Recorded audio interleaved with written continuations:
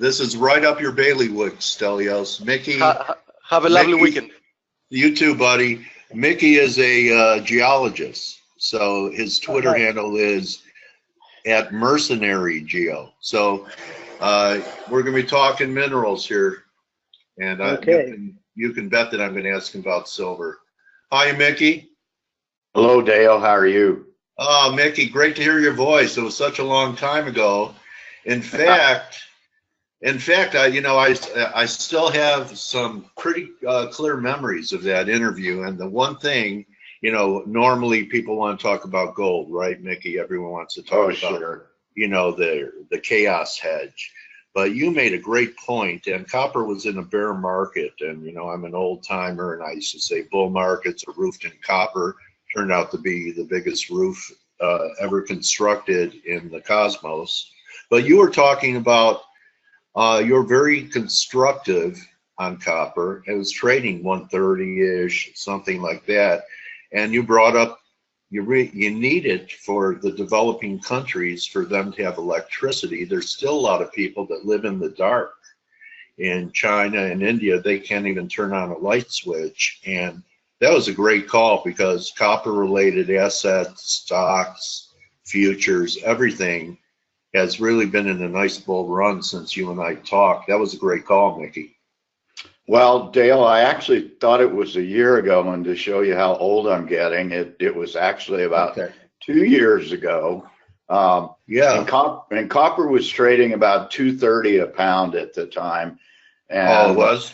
Okay. Yeah, and when I called the coming bull market for copper, it actually got down to $1.96 on January 20th of 2016, which was the day when all the commodities crashed. Oil hit $30 that day. It was in January. Yeah, a year ago, January. Yeah. And at that time, I called the bottom on oil. I called the bottom on copper. Copper made a double bottom, and that's always a good sign. Since that time, it kind of mucked around in the $2.10 to $2.20 range until Trump got elected. And since then, it went from the end of October last year, went from $2.20, and it's this morning it's pushing $3. So what is that? Trying to do the math in my head, about a 30% gain, I suppose. Okay. All right. So here we are now entering, gold's been under pressure since 2011. We had a huge rally a year ago. The juniors did quite well. I remember things like Mux trading at 70 cents, went to $4, and now trading at $2. Are you in the camp, Mickey, that there still could be some more downside in gold, especially if the Fed follows through with the rhetoric and does move ahead with besides the trimming of the balance sheet, raising short-term discount rate? Well, personally, I think what's controlling price of gold right now is the U.S. dollar. Right. We've got a huge database, something like an Excel spreadsheet that's 10 megabytes and 52 sheets. So we've got prices going back a long time, and we do daily correlations of gold to the U.S. dollar. So the 20-day correlation right now is about 0.77. The 50 days, 0.85.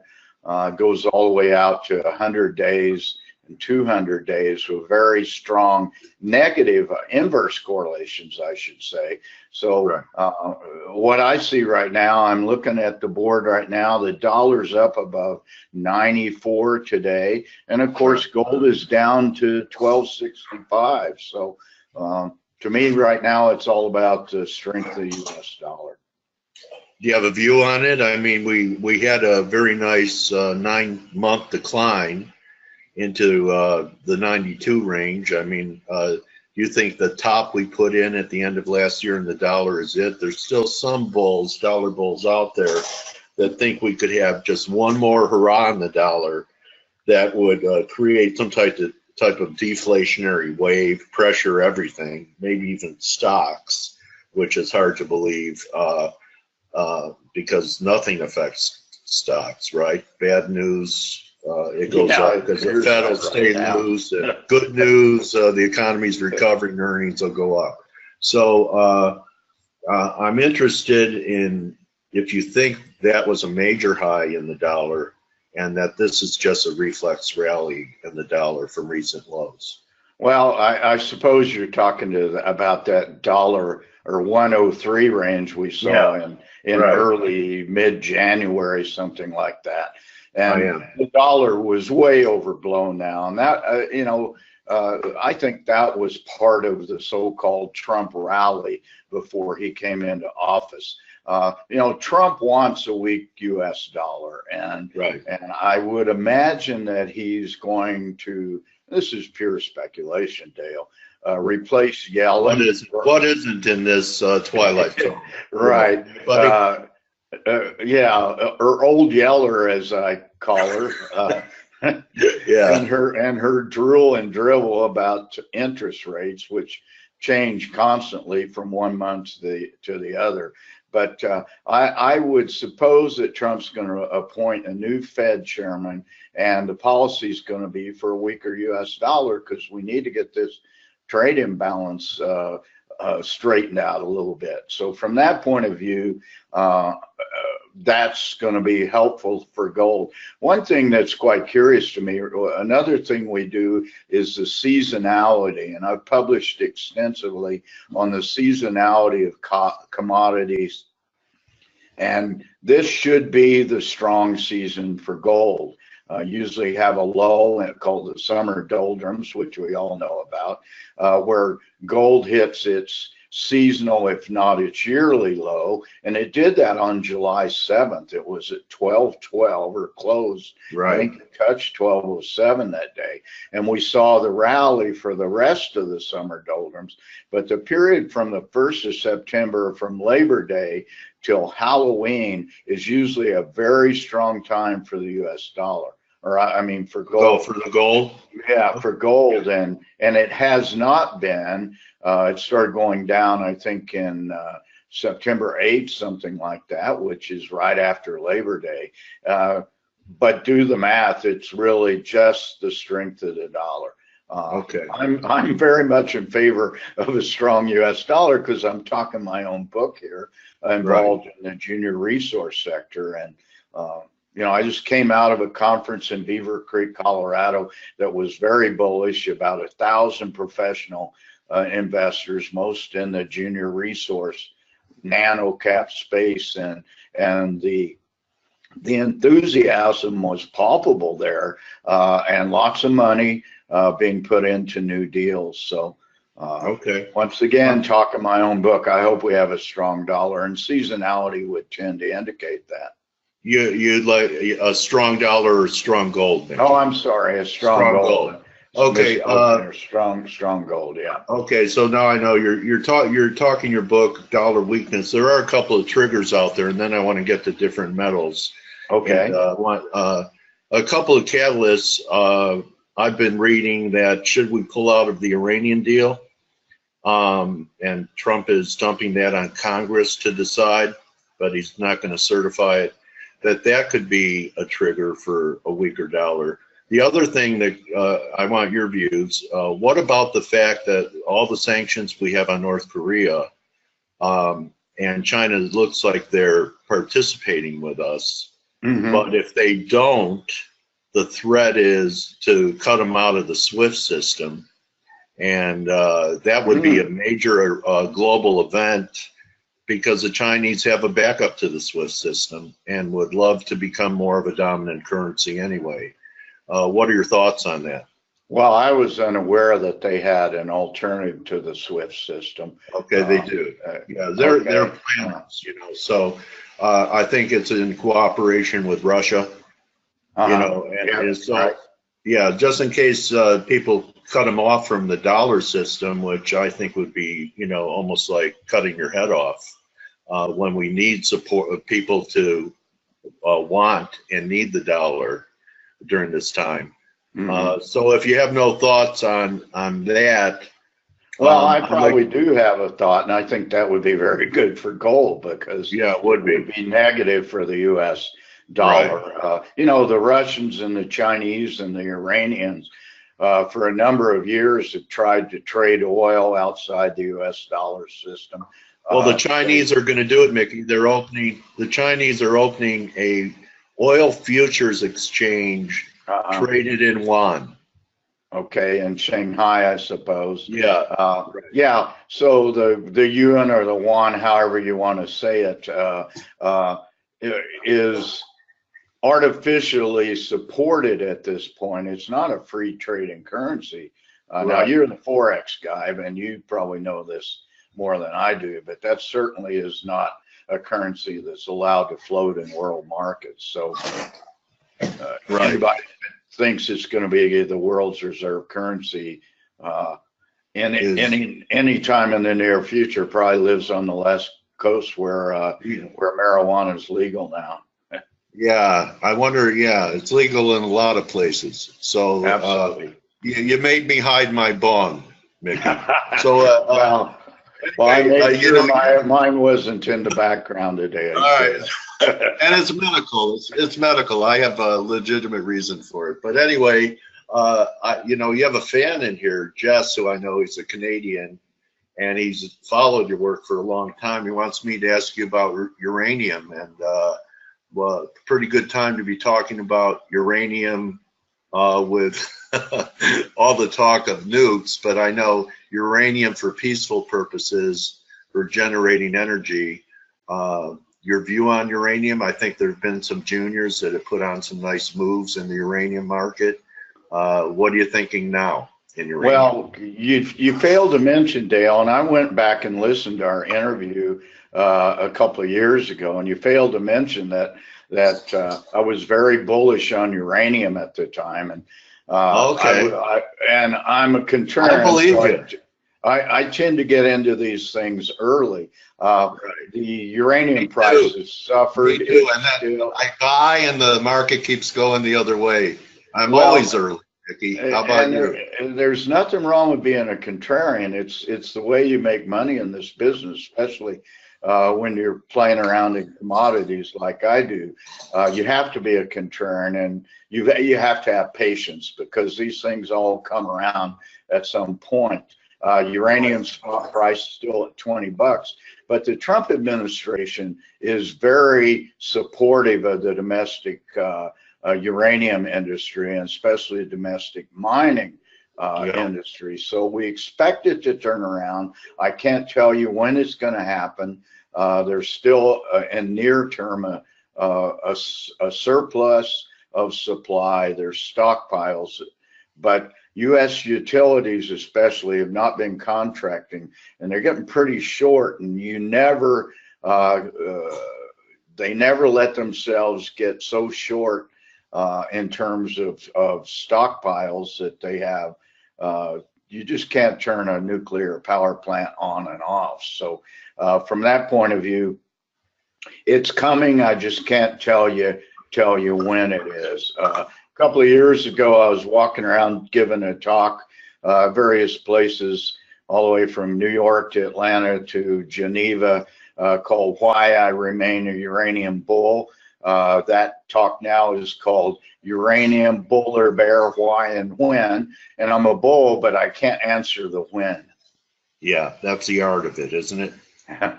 Well, you just have to have patience. Yeah, right. Position yourself in strong companies, stocks. So do you do a lot of balance sheet work before you buy a company, Mick, so you know that they have cash, they're not over leveraged, they don't have too much debt to service? Because a lot of these miners are wallowing in debt, aren't they? So you have to be selective. Right, and that's I do that religiously. Although I'm not a religious person, I do my due diligence religiously. And for miners, that becomes a significant part of the equation. Now, most of my speculations, and I call them speculations, not investments, are in the exploration part of the space.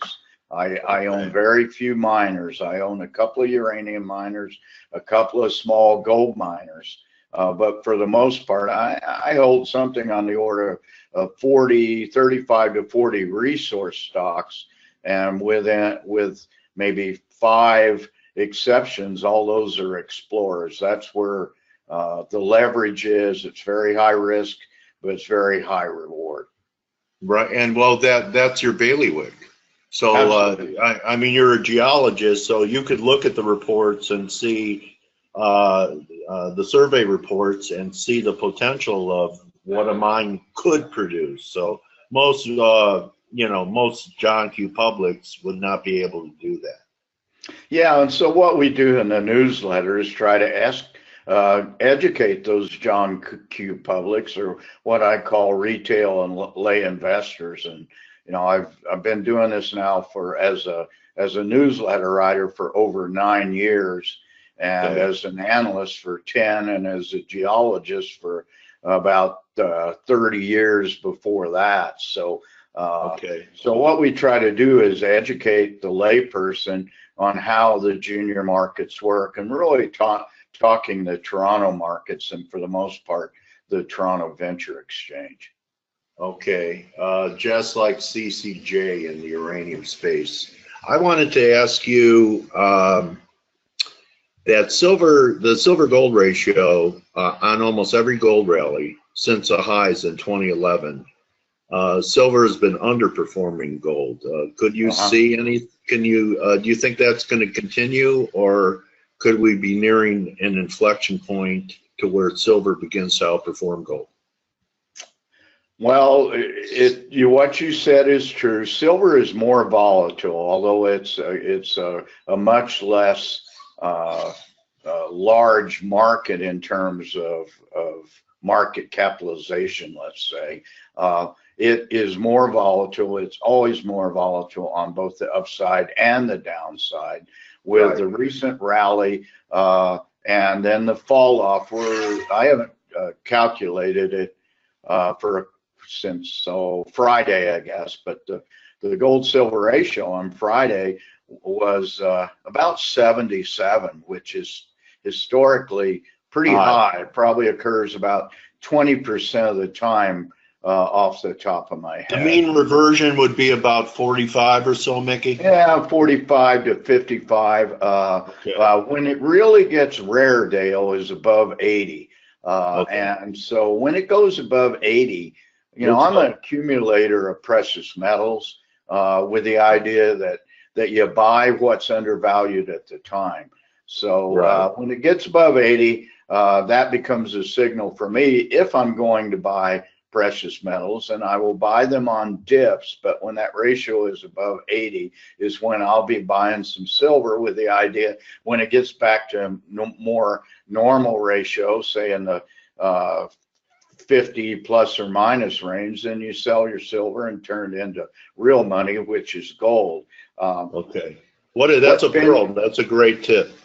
Yeah, what's really compelling to me right now is how undervalued platinum is. Platinum has been beaten up so bad that it is now trading at a significant discount. And I'm looking right here, $24 discount to the price of palladium.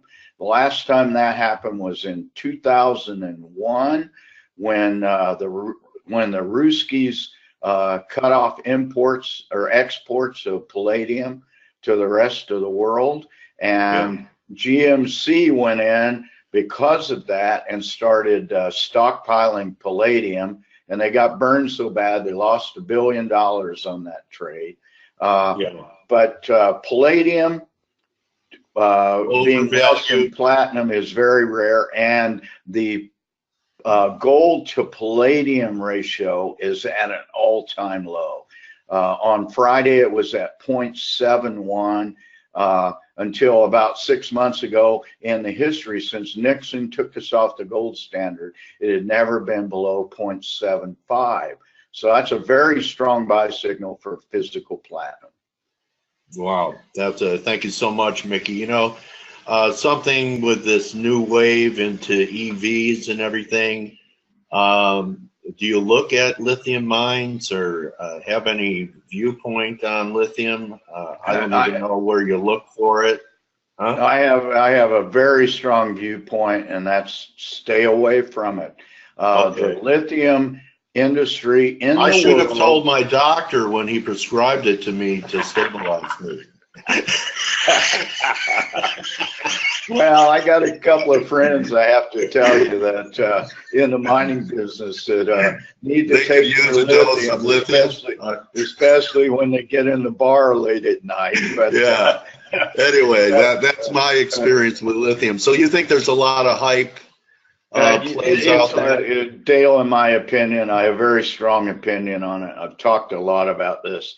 Let me give you some background. Lithium, the world's lithium supply is controlled by a cartel, and it includes 5 entities, 3 of which are 3 of the largest chemical companies in the world. That would be F.A.C.E, a U.S. company, Albemarle, a company based in Baton Rouge, Louisiana, also a U.S. company, and SQM, a Chilean company, and they along with 2 Chinese entities control the world's lithium supply, and they have 80 years of reserves ahead of them right now. And they are ramping up, especially in brine mines in Chile and Argentina. So the world is awash in lithium, and I would go out on a limb and say, unless you can sell to the cartel, there's no way that's your only exit strategy. So there's no way that I am playing any of these lithium stocks at this point.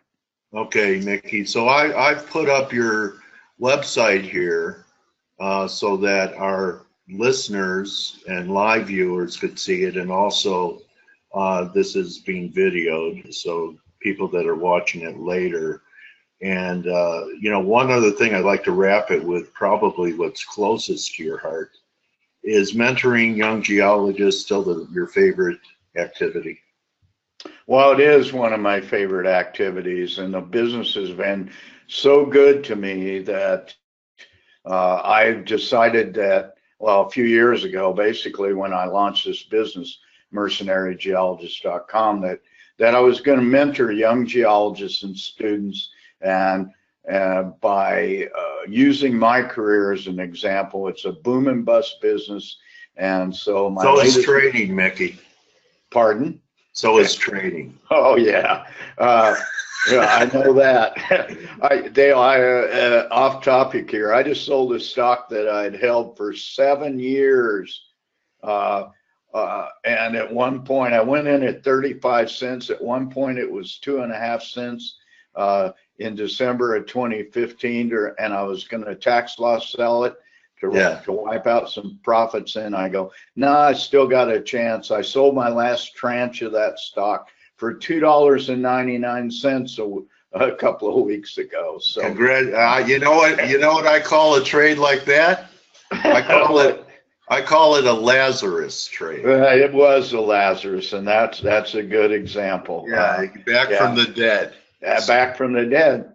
Yeah. So regardless, I was at New Mexico Tech, a week ago yesterday, and I gave a talk to the mining engineering, environmental sciences, and earth sciences students and faculty, and I actually spoke about uranium. So it's part of what I do, and it's very dear to my heart because, number one, it's a great business being an economic geologist. You get to see the world, you get to explore, develop, mine, and by doing that, we're one of the few businesses, careers that actually add to the wealth of the world, and not just recycle money from one entity to the other. We create wealth, and so I tried to mentor young geologists and engineers and help them find jobs and et cetera, et cetera. And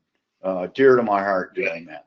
Yeah, definitely, you know, plant good seeds and pay it forward. And that's one of my favorite things to do, is to share what I've learned over the decades with people. You know, I say you can't learn experience. It only comes with the passing of time and living through stuff, but you can learn from the experience. So they're lucky to have you, Mickey. And you know what? I feel fortunate to have you come and talk to us again and edify our new community here at ForexAnalytix, and keep up the great work. And I'm going to start paying a little closer attention to uranium, and what a great idea on the platinum and the palladium and the ratio work, and when to buy silver when it's pressing over 80. So you've given us actually some actionable things to consider, and I just want to thank you for taking the time out of your day this Friday to be with us. Well, thanks a lot, Dale. It's my pleasure. And you got my website up right now, so I'm going to give a little plug. The best thing about it, and you're scroll back up there a little ways and look right under my mugshot there. And the best thing about my newsletter, it's free. So all you got to do is click on that and give me a name. You can fake your name. You got to give me a real email address, and you'll get my my products every Sunday. We send notice once a week. I encourage people, if you have an interest in minerals and also want to learn about buying not ongoing working mines, but exploration plays, here's the newsletter for you guys. So thanks again, my trading warrior brother, Mickey. And I really enjoyed talking to you again. Thank you for coming back. You know, doing it once is tough enough, but doing it twice, you should win a medal being interviewed by Dale Pinkert. Dale, I'm at your beck and call. So anytime you want me to appear, just send me an email and we'll set it up. All right, buddy. The best to you and yours, Mickey. Thank you for being with us today. All right. Thanks a lot, Dale. All right. So sign up for Mickey's letter. That's it for us in F.A.C.E. Good luck, everybody, the rest of the NFP day. I want to thank everyone. We had a great response to subscribing to the team at ForexAnalytix. You could still go ahead and take a trial here, and remember, you have to take a 6-month subscription to be part of the chat room, where there's anywhere from 60 to 80 guys in there. So I want to thank everyone for their support here and on Twitter and everywhere else. But most of all, my friends, don't just count your pips, count your blessings. Have a great weekend, and God willing, we'll all be back together Monday. Good hunting the rest of the day. You're very welcome, Jess. You're welcome, Andre. You're welcome. Thank you, Kareem. Adios.